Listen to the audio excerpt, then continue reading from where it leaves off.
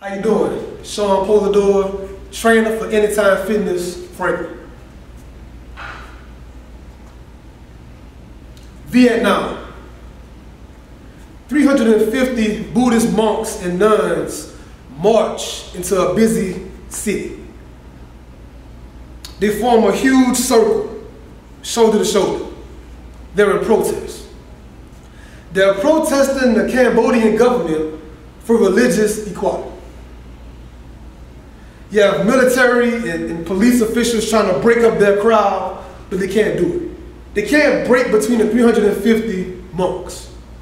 In the center of the circle, the most senior monk gets a cushion and sits down traditional lotus style. He calmly reaches in, grabs a match, and strikes it. He's doused in gasoline. He lights himself on fire. Immediately, flames.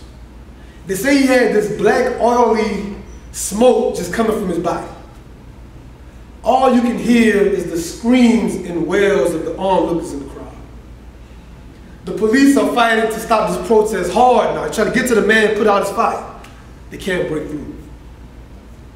One reporter said the whole time he's on fire, his muscles and his face never moved.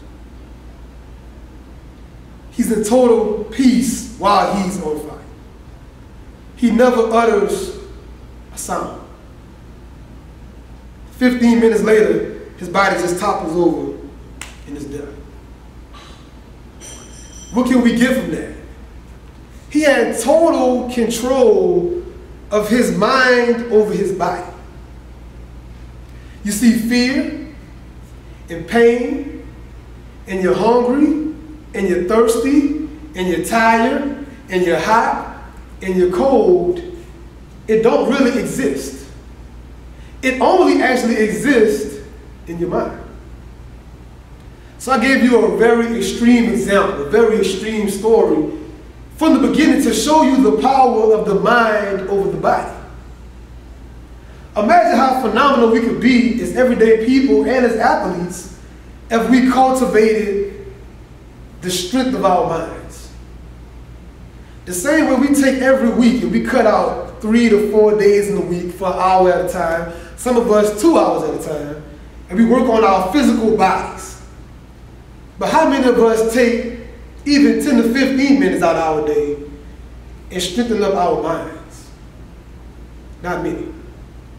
Right? I want you to ask yourself a question. Do you let your body govern your mind, or do your mind govern your body? How many people let their bodies tell them when they go eat? How many people let their bodies tell them, I'm too sore today, I'm not going to work out? How many people let their bodies govern their mind, even their everyday decisions they make? That's not the way it's supposed to be. The mind is the chief, the body is the servant. So I don't care if it's first thing in the morning. One of the main things our clients tell us, Sean, I'm just not hungry in the morning. I can't say it because of my job, but in my mind, I'm thinking to myself, it's not about if you're hungry in the morning. You just do it. Most things in life aren't about what you want. Certain things you have to build and cultivate, once again, the ability to just do. And out of all the things I did in my life, I think being in the military and even some of my manual labor job experience, I learned indirectly the ability to force my body to do what it doesn't want to do up here. You become mechanical and robotic at that. Over time, a person might even say, Sean, you're very disciplined. You have incredible discipline. Actually, I don't think I do. I never take that compliment. But what I do know is I've cultivated the ability to be able to let my mind govern me and not the other way around. Right? So we're going on from that to the next example. They have actual scientific studies that show if a person goes to a doctor's office and gets some bad news, they have cancer, you have two choices. A patient could will themselves well, or they can will themselves to die, just as easily. Sounds crazy, right? But scientifically, it's proven. If you go there and get that news, you're gonna die in the next year to 6 months, you can tell yourself right then and there on that table, you know what? I quit, I give up. And even if you had the physical ability to heal yourself, your body is like a huge control board, right? Your body starts shutting off stuff. Well, he quit, he checked out. He already clocked out. You don't need this, you don't need this. Click, click, click, click, you don't need that. And slowly, different organs and things start shutting down. And eventually, you will die. I like giving very personal stories whenever I speak. So I'm gonna tell you a super personal story. My ex-girlfriend had cancer 3 times. And I saw her will herself well every time. But also in my personal life, I lost a certain amount of kids in this lifetime. And that particular ex-girlfriend, she was a very athletic person. We'd take these long, vigorous runs together. We'll play basketball together all the time. I mean, very physical basketball, hard fouls, everything. If something happened to her body, a normal thing, she goes to a doctor for a regular checkup, and they do a little test on her, and then she finds out she's 2 months pregnant the whole time, didn't even know it. Instantly, every time, multiple times, she would shut down and become incredibly bedridden. Have to help her to the bathroom, help her back, go on my lunch break, fly to her house, bring her food, take the food, totally rendered helpless every time she was pregnant. And then ultimately, we would lose a child. And then before you know it, she was back to doing 4 and 5 mile runs, like this. So I'll give you another extreme example of the mind and how it governs the body, good or bad. So we take this skill, we take this knowledge, and then us as trainers learn to cultivate our client's mind to get past their glass ceilings. Imagine the success they could all have, right? That's what they really want, is success. And most people come to us, they're very broken in some kind of way. Psychologically, their spouse, their childhood, maybe it is direct, a weight thing, whatever it might be. It's all a form of being broken in here some kind of way. So for the first part of my training career, I focused on that floor, the floor. I'm gonna show you 1,000 moves. I'm gonna show you 1,000 different rep schemes and weight schemes, and pyramid, reverse pyramid, superset, drop set. And this, for some reason, I realized about a year ago, I had it all wrong.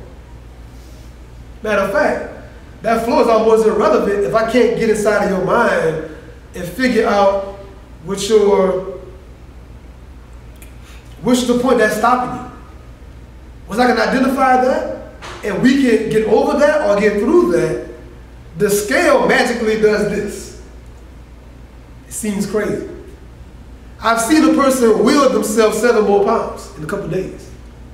I've seen that same person, whenever that weigh-in is over with, drop 9 pounds.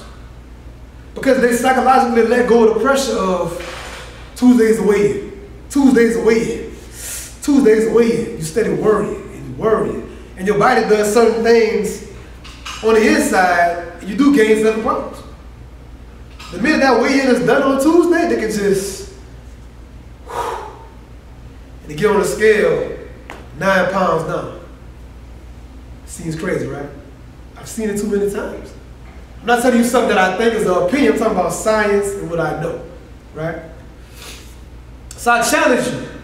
I challenge all my trainers. I challenge all of my athletes to slowly start doing different exercises and drills to cultivate that mind over body principle, right?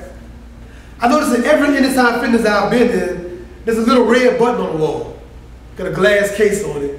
It's made for emergencies, right? Something goes wrong, hit the button, ambulance, fire department, police, everybody comes. In our mind, the Creator gave us a red button. It's meant to avoid injury.